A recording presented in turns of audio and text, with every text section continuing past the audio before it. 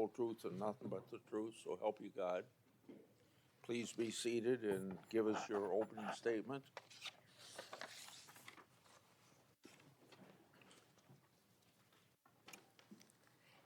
Thank you, Chairman Grassley and Ranking Member Durbin, and every member of this committee. I'm grateful for the opportunity to testify in front of you today.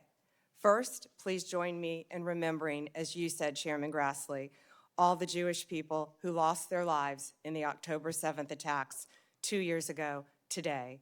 Also, please let's pray for all the hostages and the families of all of those individuals. They are a critical reminder of our central mission here at the Department of Justice, protecting the safety and security of the American people. That is why, even when the government is otherwise shut down because of the Democrats, the department's law enforcement officers and prosecutors are hard at work fighting crime, keeping our streets safe, and protecting you from the threats, foreign and domestic. When I was confirmed as the 87th Attorney General of the United States, I took office with two main goals: to end the weaponization of justice and return the department to its core mission of fighting violent crime. As to ending the weaponization of justice, we learned that former FBI secretly investigated you and your colleagues. Why? They wanted to take President Trump off the playing field. They were playing politics with law enforcement powers and will go down as a historic betrayal of public trust.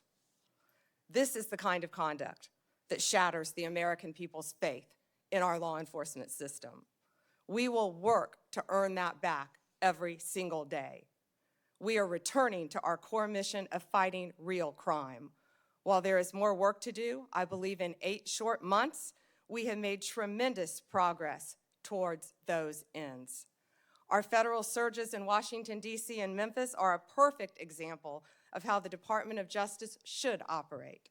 We created strong partnerships with local leadership, working hand in hand with both cities to send resources where they were needed most. The results speak for themselves. We have made more than 3,800 arrests here in Washington while seizing more than 365 illegal guns. In Memphis, we have already made more than 300 arrests and close to 80 illegal guns in just a week. We are replicating that tough on crime approach throughout this country. Under the leadership of Director Kash Patel, the FBI is doing outstanding investigative work to keep American people safe. The FBI just conducted a months-long operation called Summer Heat, which resulted in over 8,600 arrests from June to September. More than 6,500 arrests fell under the FBI's violent crime and gang program. Under the leadership of Administrator Terry Cole, the DEA has seized 47.9 million fentanyl pills and 4,500 kilos of fentanyl powder. That represents 370 million deadly doses, 370 million. The DEA is dismantling violent cartel drug trafficking networks across this country, including the seizure of nearly 470 million in criminal assets.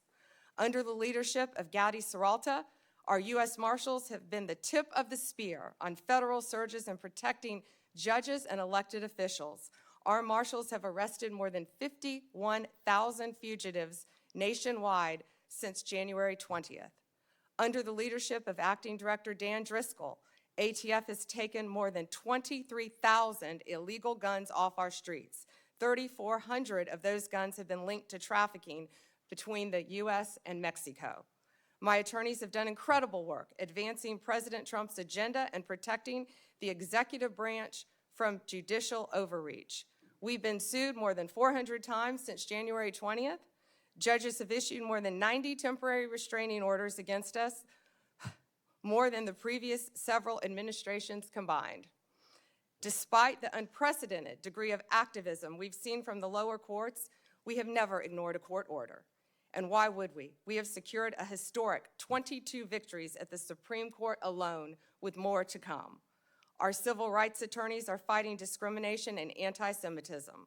Our criminal attorneys are prosecuting violent criminals and foreign terrorists every single day. I look forward to continuing this work at the Department of Justice, and I look forward to testifying before you today. Thank you, Chairman.